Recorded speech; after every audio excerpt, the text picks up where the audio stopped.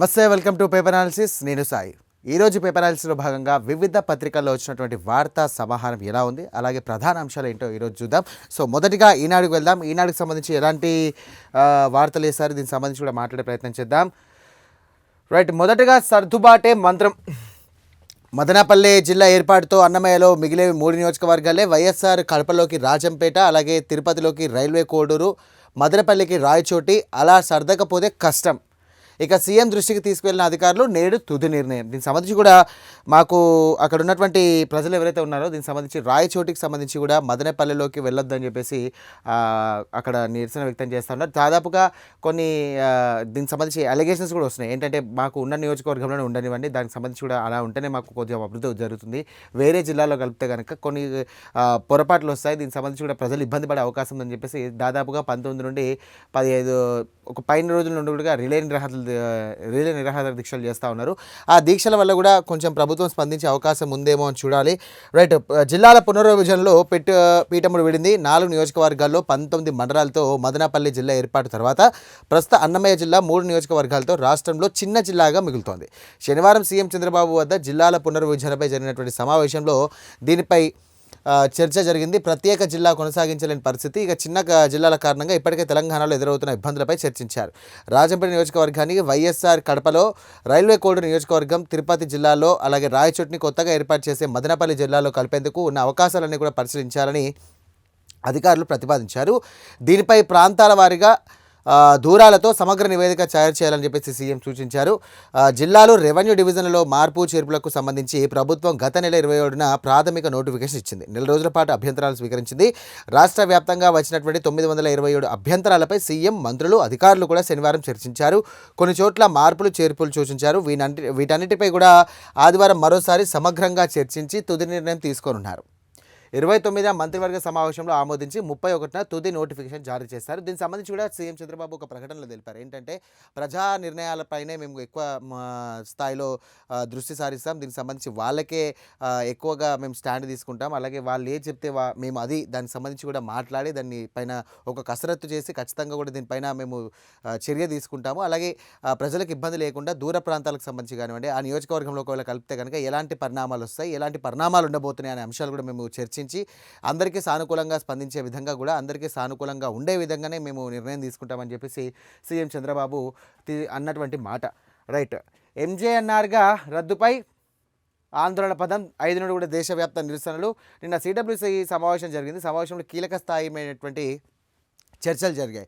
దీనికి సంబంధించి కాంగ్రెస్ పార్టీ నాయకులైనటువంటి శశిధరూర్ కానివ్వండి, లేకపోతే కాంగ్రెస్ పార్టీ సీనియర్ నాయకుడు దిగ్విజయ్ సింగ్ పోస్ట్ చేసిన ఈ యొక్క ఏదైతే ఉందో అది చాలా వైరల్ అయిపోయింది. ఆర్ఎస్ఎస్ని కూడా సంబోధిస్తూ ఆయన వారి పనితీరు బాగుందని చెప్పేసి ఆయన పోస్ట్ చేయడమే కాకుండా ఇటు రాహుల్ గాంధీకి, అలాగే సోనియా గాంధీకి, తదితర ముఖ్య నాయకులకు కూడా ఆయన ట్యాగ్ చేయడం జరిగింది. ఈ ట్యాగ్ అనేది పెద్ద దుమారమే రేగింది. అయితే సిడబ్ల్యూసీ సమావేశంలో ఈ యొక్క అంశం అనేది కీలకంగా మారింది. రాబోయే కాలంలో కాంగ్రెస్ పార్టీకి సంబంధించి ఎలాంటి నిర్ణయాలు తీసుకోవాలి, గడిచినటువంటి ఏదైతే దేశవ్యాప్తంగా జరిగినటువంటి మహారాష్ట్ర కానివ్వండి, హర్యానా కానివ్వండి, అలాగే రీసెంట్గా జరిగినటువంటి బీహార్ ఎన్నికల్లో ఓటములపైన కూడా దీనిపైన ఎలా అసలు దీనిపైన ముందుకు వెళ్ళాలి, ప్రజలలో ఉన్నటువంటి వ్యతిరేకత పైన ఎలా చర్చించాలి, అలాగే దానికి సంబంధించి ఎలాంటి నిర్ణయం తీసుకోవాలని చెప్పేసి కూడా ముఖ్యంగా మల్లికార్జున ఖర్గేతో, అలాగే సోనియా గాంధీ, రాహుల్ గాంధీ వారి నేతృత్వంలో దేశంలో ఉన్నటువంటి కాంగ్రెస్ పార్టీ నాయకులు కానివ్వండి, కీలకమైనటువంటి నాయకులు కూడా ఈ సిడబ్ల్యూసీ సమావేశంలో వెళ్ళడం జరిగింది. కాంగ్రెస్ సంబంధించి కూడా రైతుల చట్టాల మాదిరిగా భారీ పోరు. కాంగ్రెస్ వర్కింగ్ కమిటీ ఏకగ్రీవ తీర్మానం. ఇది మరో పెద్ద నోట్ల రద్దు లాంటిది రాహుల్కి పేర్కొన్నారంట. మోదీ సర్కార్ ప్రజాగ్రహాన్ని చూస్తుందన్న ఖార్గే. ఇక నరేగాను పరీక్షించుకుంటామని సిడబ్ల్యూసీ సమావేశంలో నేతలతో ప్రమాణం చేస్తున్నటువంటి మల్లికార్జున ఖర్గే, చిత్రంలో సోనియా, రాహుల్. రైట్, కొంచెం డీటెయిల్ తేలితే కనుక యూపీఏ పాలనలో తీసుకువచ్చినటువంటి మహాత్మా గాంధీ జాతీయ గ్రామీణ ఉపాధి చట్టం కింద స్థానంలో కేంద్ర సర్కార్ తీసుకొచ్చినటువంటి కొత్త చట్టం జనవరి 5 నుండి దేశవ్యాప్తంగా పెద్ద ఎత్తున ఆందోళన చేపట్టాలని కాంగ్రెస్ పార్టీ నిర్ణయించింది. వీబీజీ రామ్ పేరుతో తెచ్చినటువంటి ఈ చట్టాన్ని కేంద్ర సర్కార్ వెనుక తీసుకునేలా ఈ పోరాటం కొనసాగనుంది. శనివారం ఇక్కడ ఇందిరాభవన్లో పార్టీ అధ్యక్షుడు మల్లికార్జున ఖర్గే, అగ్రనేతలు సోనియా గాంధీ, రాహుల్ గాంధీల ఆధ్వర్యంలో జరిగినటువంటి పార్టీ అత్యున్నత విధాన నిర్ణాయక మండలి కాంగ్రెస్ వర్కింగ్ కమిటీ సిడబ్ల్యూసీ సమావేశం మేరకు ఏకగ్రీవంగా తీర్మానం చేసింది.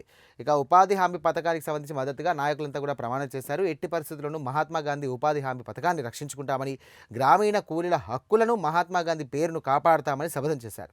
సంబంధిత శాఖ మంత్రితో కానీ అలాగే మంత్రివర్గంతో కానీ చర్చించకుండా ప్రధాని మోదీ ఎంజీఎన్ఆర్ఏ గాను రద్దు చేయాలని చెప్పేసి ఏకపక్షంగా నిర్ణయించుకున్నారని, ఇది కూడా మరో పెద్ద నోట్ల రద్దు లాంటిదేనని లోక్సభలో ప్రతిపక్ష నేత రాహుల్ గాంధీ విమర్శించారు.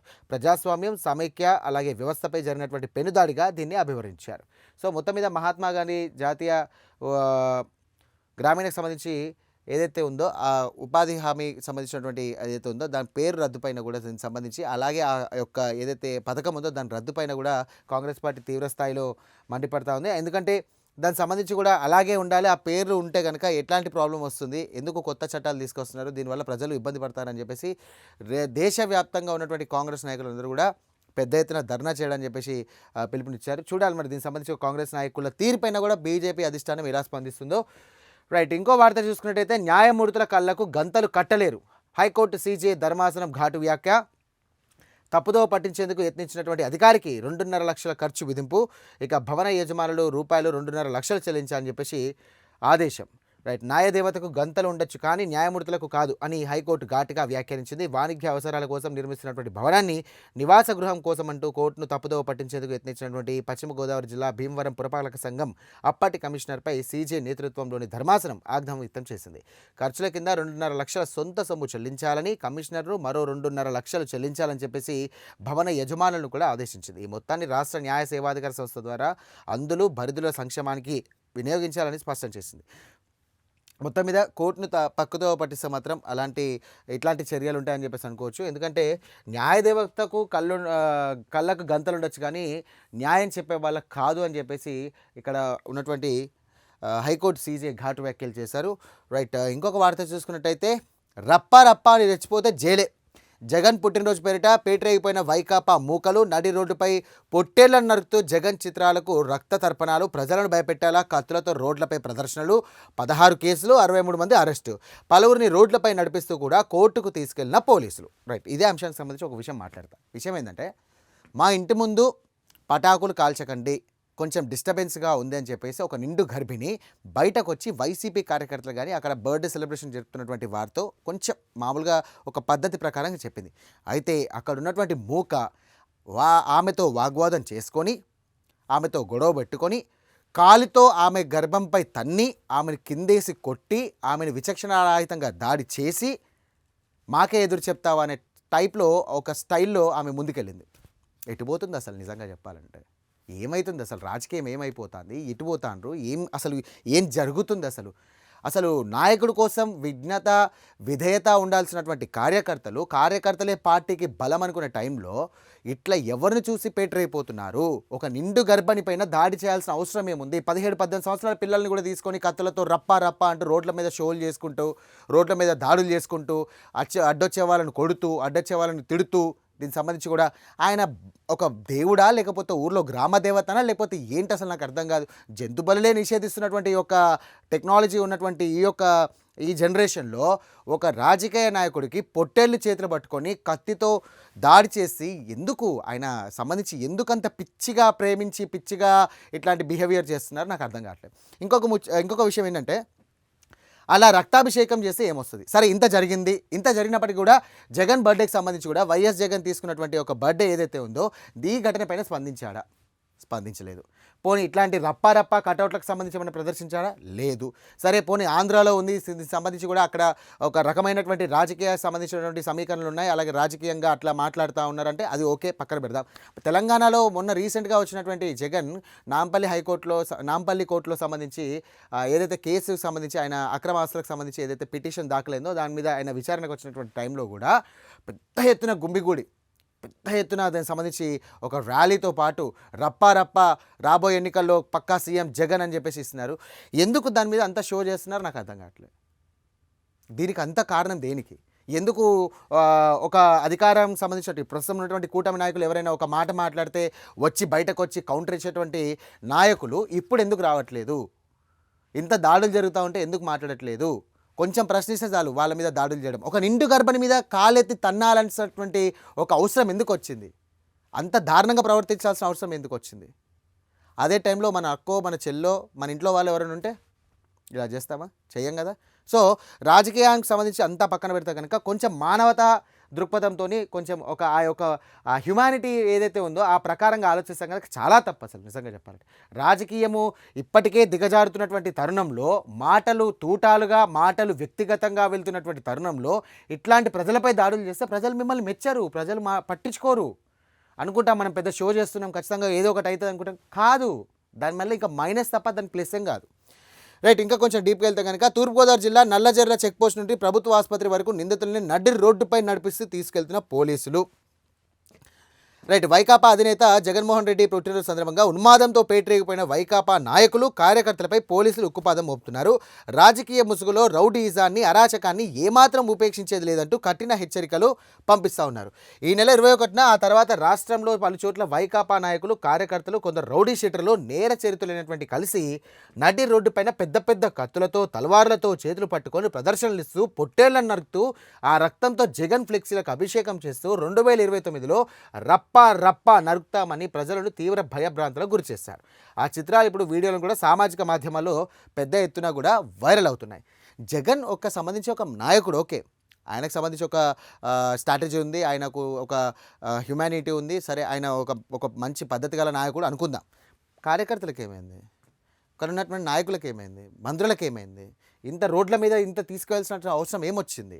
ఒకటి ఆ రౌడీ షీటర్లు ఏంటి, నేర చరిత్ర గల వాళ్ళు ఈయన బర్త్డే సెలబ్రేషన్ ఎందుకు పాల్గొన్నారు? వైకాపా నాయకులు, కార్యకర్తలు పాల్గొంటే ఓకే, వాళ్ళ పార్టీ నాయకుడు, వాళ్ళ అధినేత పాల్గొన్నారు, ఓకే, డన్, వాళ్ళు ఏదైనా చేసుకోవచ్చు అనుకుంటాం. బట్ రౌడీ షీటర్లు ఎందుకు వచ్చారు? ఏం జరుగుతుంది అసలు ఆంధ్రప్రదేశ్లో నిజంగా చెప్పాలంటే? రైట్, జగన్ ఫ్లెక్సీలకు ఇది మరీ దారుణం అసలు. రక్తాభిషేకం చేయాల్సిన అవసరం ఏమొచ్చిందో నాకు అర్థం కాదు. రక్తాభిషేకం చేస్తే ఆయన శాంతిస్తాడా? దీనికి సంబంధించి ఆయన కోపం ఏమైనా చల్లారుతుందా? లేకపోతే అధికారంలో ఉన్నటువంటి కూటమి సర్కార్కి ఆయన ఏమైనా ఇంకా శక్తులు వచ్చేసి ఆయన శక్తుల ద్వారా ఇంకేమైనా కూటమి సర్కార్ పైన, నాయకులపైన కానీ, సీఎం చంద్రబాబు పైన కానీ ఇంకా మాటలు ఏమైనా అంటాడా? కాదు కదా. రెగ్యులర్ ఆయన మళ్ళీ పొద్దున్న లేచి అదే బ్రష్ చేసుకొని అదే మామూలుగా వచ్చేసి మళ్ళీ ఏదో ప్రెస్ మీట్ పెట్టడం, లేదంటే అధికార పార్టీ మీద దుమ్మెత్తిపోయడం, లేకపోతే ఏదో ఒక చేయడం. ప్రతిపక్ష పార్టీ కాబట్టి ఏదో ఒకటి చేయాలి, ప్రజల్లోకి వెళ్ళాలనే ఆలోచనలో ఆయన ముందుకెళ్ళడం. బట్ కింద స్థాయి నాయకులు కానీ, కింద స్థాయి వ్యక్తులు కానీ ఎందుకు అంతగానో పేటరైపోతున్నారో నాకు అసలు అర్థం కావట్లే. రైట్, వైకుంఠ ఏకాదశికి తిరుమల సన్నద్ధం. నేటి నుండి జనవరి 7 వరకు ఎస్ఎస్జీ టోకెన్ల రద్దు, జనవరి 2 నుండి సర్వదర్శనాలకు అనుమతి. ముఖ్యంగా ఈ విషయం చెప్తున్నా, వైకుంఠ ఏకాదశి సంబంధించి కూడా ఏదైనా ప్లాన్స్ ఉంటే మొత్తం క్యాన్సిల్ చేసేసుకుంటే తిరుపతికి మొత్తం ఫుల్ అయిపోయాయి, చాలా ఫుల్ అయిపోయాయి కంపార్ట్మెంట్స్. దాదాపు 30 నుండి 40 గంటల సమయం బట్టే అవకాశం ఉందంట. ఈ 28, 29, 30, 31 అలాగే 1st to 3rd వరకు కూడా టోటల్ కంపార్ట్మెంట్స్ అన్నీ కూడా బుక్ అయిపోయి, టికెట్లు ఏంది అసలు రావద్దు తిరుపతికి. ఒక సర్టన్ టైం కూడా పెట్టారంట, ఉదయం 5 నుండి కూడా రాత్రి 8 గంటల వరకు మాత్రమే దర్శనాలు అని చెప్పేసి అన్న టైం కూడా పెట్టారని చెప్పేసి అంటూ ఉన్నారు. సో ముఖ్యంగా చెప్పాలంటే గతంలో చూసుకున్నట్టయితే ఈ వైకుంఠేశ్వర కానీ ఏదైనా పర్వదినాలు వస్తే తిరుపతిలో మొన్న చూసుకున్నాం, గత ఏడాదిలో చూసుకుంటే తొక్కిసలాట దానివల్ల 9 నుండి 15 మంది వరకు చనిపోయారు. సో వెళ్ళేటప్పుడు కొంచెం జాగ్రత్త. వైకుంఠ ఏకాదశికి మీరు వెళ్ళాలనుకుంటే కూడా దగ్గరలో ఉన్నటువంటి స్వామివారి గుడికి వెళ్ళొచ్చు, వెంకటేశ్వర స్వామి ఆలయానికి వెళ్ళొచ్చు, లేదంటే రామాలయానికి వెళ్ళొచ్చు. కేవలం తిరుపతికే వెళ్తే స్వామివారి అనుగ్రహం వస్తున్నారు, అది మూర్ఖత్వం. ఇంకో విషయం ఏంటంటే కంటిన్యూస్గా ఈ యొక్క సెలవులు వచ్చాయి కాబట్టి ఆ సెలవుల ప్రకారం కూడా తిరుపతిలో పెద్ద ఎత్తున కూడా దర్శనాలు పెరిగిపోయాయి. దీనికి సంబంధించి కూడా వేలాది మంది, లక్షలాది మంది భక్తులు కొండపైన వచ్చి ఉన్నారు. సో అక్కడ ఉన్నటువంటి టీటీడీ అధికారులు ఏమంటున్నారంటే టికెట్స్ లేకుంటే రావద్దు. దీనికి సంబంధించి అలాగే ఓన్లీ టికెట్స్ ఉన్న వాళ్ళే వైకుంఠ దర్శనానికి సంబంధించి ఏర్పాట్లకు సంబంధించి కూడా వాళ్ళకి చేశాము, మిగతా వాళ్ళకి చేయలేదు, కాబట్టి రావద్దు, ఇబ్బంది పడొద్దని చెప్పేసి చెప్తా ఉన్నారు. రైట్, ఇది చూసాం. రైట్, ఇంకొక విషయం ఏంటంటే జనగణన కాగానే గ్రేటర్ విజయవాడ, గ్రేటర్ తిరుపతి ప్రక్రియ సర్వే పూర్తయ్యే వరకు డీలిమిటేషన్ చేపట్టకూడదని కేంద్రం ఆదేశాలు. మంత్రి నారాయణ. రైట్, కుల మత విభేదాలకు లేని యువతతోనే ప్రగతి సాధ్యం, విజ్ఞానంతో కూడినటువంటి విద్యకు ప్రాధాన్యత ఇవ్వండి. సుదీర్ఘంగా సిద్ధార్థ విద్యా సంస్థల సర్వోత్సవంలో జస్టిస్ లావు నాగేశ్వరరావు. ఇక క్యాట్రాక్ట్ బాధితుల్లో సూపర్ బగ్ 7.8% మందిలో గుర్తింపు, విచ్చలవిడిగా యాంటీబయోటిక్స్ వాడకం. అంతా అధికారులే చూసుకుంటారు, కల్తీనే వ్యవహారంలో నాకేం సంబంధం? సిటీ అధికారి ప్రశ్నకు భూమన సమాధానం, 2 గంటల పాటు విచారణ. తిరుమలలో మరీ దారుణంగా అసలు నిజంగా చెప్పాలంటే గత ప్రభుత్వంలో ఏందా ఎవరు చేశారో తెలియదు కానీ కల్తీనే ఈ నిర్వాహకం, పరకామణి చోరీ, అలాగే స్వామివారి పట్టు వస్త్రాల కుంభకోణం, రీసెంట్గా లడ్డూల కుంభకోణం, రీసెంట్గా చూసుకుంటే టోకెన్లకు సంబంధించి కుంభకోణం, ఎన్నో కుంభకోణాలు అవుతున్నాయి అసలు నిజంగా చెప్పాలంటే. దేవుడితో ఎందుకు ఆటలాడుతున్నారో కూడా తెలియదు. మేము చేయలేదు, మరి ఎవరు చేశారు? అందరూ శాకాహారులు రొయ్యల ముళ్ళు ఎక్కడ బాయ్ అన్నట్టు తెలంగాణలో ఉన్నటువంటి సామెత. నిజంగా అందరు శాకాహారులు అంటే మరి ఇంట్లో మాత్రం నాన్ వెజ్ ఎక్కడ పోయిందో తెలియదు. అట్లా ఉంది పరిస్థితి. సో స్వామివారి యొక్క సేవలో తరించాలని చాలామంది భక్తులు అనుకున్నటువంటి టైంలో ఇట్లాంటి కుంభకోణాలు చూస్తుంటే భక్తులు చాలామంది బాధపడుతున్నటువంటి అంశం. పాఠాలు ఉచితం, కొలువులు సులభం. ఇది పల్లెటూరు కోడింగ్. 500 మంది ఉద్యోగ సాధనలో కీలక పాత్ర. సాఫ్ట్వేర్ మెలకువలు బోధిస్తున్నటువంటి ఐఐటిఎన్. సో ఐఐటి బాంబే ఎంటెక్ మంచి ప్యాకేజ్ సాఫ్ట్వేర్ ఉద్యోగం. అమెరికాలో పనిచేసినటువంటి అనుభవం. ఇలాంటి నేపథ్యంలో ఉన్న వాళ్ళు స్వదేశానికి వచ్చాక ఏం చేస్తారు? ఇట్లాంటి దానికి సంబంధించి కోడింగ్ విషయాల్లో రామాంజిరెడ్డి అని చెప్పేసి గ్రామీణ ప్రాంతంలో ఆయన విద్యార్థులకు సంబంధించి కూడా ప్రత్యేకమైనటువంటి చర్యలు, అలాగే వాళ్ళకి బేసిక్స్ పాయింట్స్ చెప్తున్నటువంటి ఒక వార్త చూసాం. సో ఈనాడు చూసారు కదా, ఇది ఈనాడుకి సంబంధించిన డైరెక్ట్ సాక్షి. నెక్స్ట్ సాక్షిలో మెయిన్గా చూసుకున్నట్టయితే దివ్యాంగ ప్రభుత్వం అభాగ్యులతో చెలగాటం. 19 నెలలుగా కొత్తగా ఒక్క పెన్షన్ ఇవ్వని చంద్రబాబు సర్కార్. కాళ్ళు చేతులు కళ్ళు లేని దివ్యాంగులు, ఒంటరి మహిళలపైన కనికరం కరువు. కొత్త పెన్షన్లు ఇవ్వకపోగా ఉన్నవి తొలగింపుతో పేదలు గొగ్గోలు. ఉన్న పెన్షన్లోనూ కూడా 5 లక్షల పైగా తొలగింపు. వైఎస్ జగన్ సర్కార్లో 27 లక్షలకు పైగా కొత్త పెన్షన్లు. అర్హత ఉన్నప్పటికీ కూడా ఎండమావిగా మారిన సదరం సర్టిఫికేట్. కష్టపడి తెచ్చుకున్న పెన్షన్కు దరఖాస్తు చేసుకొని దారే లేని వైనం. తహసీల్దార్ కలెక్టర్లకు ఎన్ని మార్లు వినవించినా స్పందన శూన్యం. వెబ్సైట్ ఓపెన్ అయ్యేది ఎప్పుడు? దరఖాస్తు చేసేది ఎప్పుడు? పెన్షన్ వచ్చేది ఎప్పుడు? ఊరూరా ఆర్తకాలితో కళ్ళు కాయలు కాసలా అభాగ్యులు ఎదురుచూపులు. ఆదుకునే మనసు లేని పాలనలో సామాజిక బాధ్యతకు కొత్త అర్థం. ఇందుకు ప్రతి నెలగా తగ్గుతున్నటువంటి లబ్ధిదారుల సంఖ్య నిదర్శనం. వైఎస్ జగన్ ప్రభుత్వంలో ఎప్పటికప్పుడు కొత్త పెన్షన్లకు అవకాశం. రైట్, పెన్షన్లు ఇవ్వట్లేదని చెప్పేసి అంటా ఉన్నాను. నాడు పెన్షన్ వచ్చింది, నేనేం పాము చేశాను, ఈ వ్యక్తికి సంబంధించి కూడా పెన్షన్ రావట్లేదు, దీనిపైన కూడా ప్రభుత్వం స్పందిస్తుందా లేదా అనే దానిపైన ఒక ఆర్టికల్ రాసడం జరిగింది.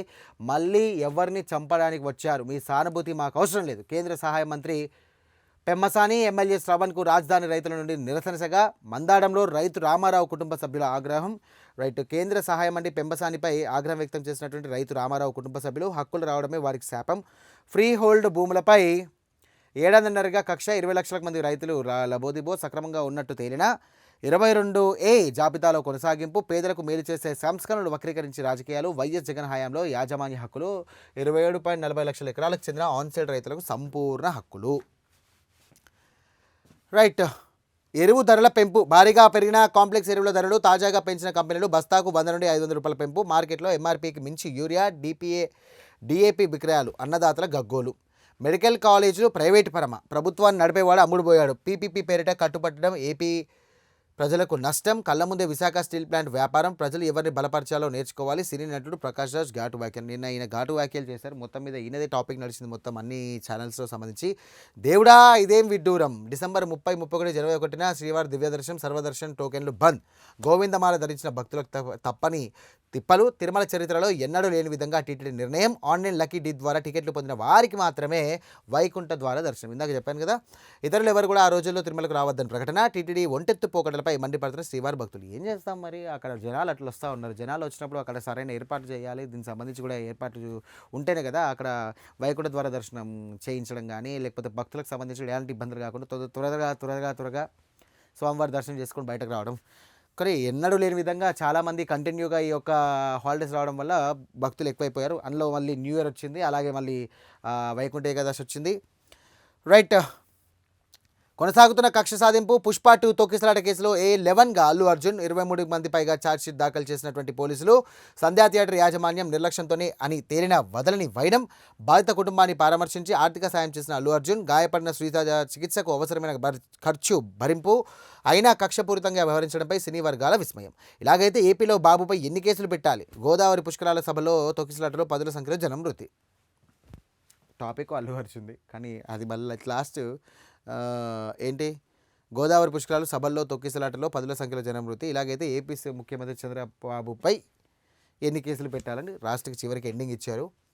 నెల్లూరు జిల్లాలోకి గూడూరు, నక్కపల్లి డివిజన్ బదులుగా Adda road junction division. Markapuram జిల్లాలోకి దోనకొండ, కురిచేడు మండలాలు. కొత్తగా మడకశిర రెవెన్యూ డివిజన్. జిల్లాల పునర్విభజనలో చేర్పులు. ఈ నెల 31న తుది నోటిఫికేషన్ జారీ. ముఖ్యమంత్రి చంద్రబాబు సమీక్షలో నిర్ణయాలు. రైట్, ఇలా జరిగింది. అండ్ దీనికి సంబంధించిన సాక్షి పేపర్ ఇలా ఉంది. Right, next Andhra Jyothy. రద్దుబాటలో అన్నమయ్య జిల్లాలోని రాజంపేట కడపలోకి, రైల్వే కోర్టు తిరుపతి జిల్లాలోకి, రాయచోటి ప్రతిపాదిత మదనపల్లెకు ప్రజల వద్ద నుండి పెద్ద ఎత్తున వినతులు. రాయచోటి జిల్లా కేంద్రంలో అభ్యంతరాలు పరిగణలోకి తీసుకోవాలన్న సీఎం. కొత్త జిల్లాలు డివిజన్లపై 927 వినతులు. పోలవరం, మార్కాపురం, మదనపల్లె ఓకే. ఇక జిల్లాలు మొత్తం కూడా 28. రెవెన్యూ డివిజన్గా నక్కపల్లికి బదులు అడ్డా రోడ్డు జంక్షన్. నేడు సీఎం వద్ద మరోసారి భేటీ, మార్పులపై తుది నిర్ణయం అనంతరం క్యాబినెట్. దీనికి సంబంధించి ఇంకొక వార్త చూద్దాం. రప్పరప్ప అంటే కటకటాలి. నిన్న హోంమంత్రి కీలకమైనటువంటి వ్యాఖ్యలు చేశారు. 17-18 సంవత్సరాలు ఉన్నటువంటి పిల్లలు ఇంట్లో చెప్పొస్తున్నారా లేకపోతే బయటకు వెళ్ళిపోతున్నారా నాకు అర్థం కాదు. కత్తులు పట్టుకుని రోడ్ల మీద షో చేసుకుంటూ పిల్లల్ని ఉన్మాదుల్లా మారుస్తూ ఉన్నారు. పిల్లలకి తీవ్రవాద లక్షణాలు నేర్పిస్తూ ఉన్నారు. పిల్లలకి ఏం చేద్దాం అనుకుంటున్నారు, అసలు ఆ బర్త్డేస్ ఏంటి, ఆ గొడవలు ఏంటి, రోడ్డు మీద ఇవన్నీ న్యూసెన్స్ ఏంటని చెప్పేసి పెద్ద ఎత్తున కూడా హోంమంత్రి అనిత హెచ్చరికలు జారీ చేశారు. A11గా అల్లు అర్జున్, సంధ్యా థియేటర్ తొక్కిసలాట ఘటనపై ఛార్జ్షీట్. యాజమాన్య నిర్లక్ష్యం, అల్లు అర్జున్ రాకతున్న ఘటన. A1, A2గా థియేటర్ యాజమాన్యం నిర్వాహకులు మరణం సంభవించే అవకాశం ఉందని తెలిసినా వెళ్లారు. IPC 304 Part 2 కింద అభియోగాలు. బాబుపై అంత పగెందుకు అని చెప్పేసి ఆర్కే విశ్లేషణలో భాగంగా కేసీఆర్ అండ్ కోకు, అటు జగన్ అండ్ కోకు ఇద్దరు ముఖ్యమంత్రుల పోడగిట్టడం లేదు. నిన్నటి వరకు ఆంధ్రప్రదేశ్లో రాజ్యమేలిన ముతక భాష ఇప్పుడు తెలంగాణలో కూడా దిగుమతి అయింది. తెలంగాణలో బీఆర్ఎస్కు రాజకీయంగా కష్టం వచ్చినప్పుడు చంద్రబాబును తెర మీదకు తెచ్చి రాజకీయంగా లాభపడడానికి అలవాటు పడిన ఆ పార్టీ పుష్కర పాలన తర్వాత అదే పందాన్ని ఎంచుకుంది. చంద్రబాబు, రేవంత్ రెడ్డి కలిసి తెలంగాణకు ముఖ్యంగా మహబూబ్నగర్ జిల్లాకు అన్యాయం చేస్తున్నారని కేసీఆర్ కొత్త పాట పాడుతున్నారు. రైట్. రాష్ట్రాలపై ప్రత్యక్ష దాడి, నరేగా రద్దు, రాష్ట్ర ప్రభుత్వాల నిర్ణయాధికారాన్ని లాక్కోవడమే జీరాంజీతో పేదలకు నష్టం, కార్పొరేటర్లకు లాభం రాహుల్ గాంధీ పేర్కొన్నారు. జనవరి 5 నుండి నరేగా బచావో అభియాన్ ఉద్యమం చేస్తూ ఉన్నారు. దుర్గా గుడికి పవర్ కట్. 2023 ఫిబ్రవరి నుండి 2.61 కోట్ల బిల్లు బకాయిలు. దేవస్థానానికి నోటీసులు జారీ చేసిన CPDCL స్పందించకపోవడంతో సరఫరా నిలిపివేదల. 2 కోట్ల చెల్లింపునకు అంగీకారం, పునరుద్ధరణ.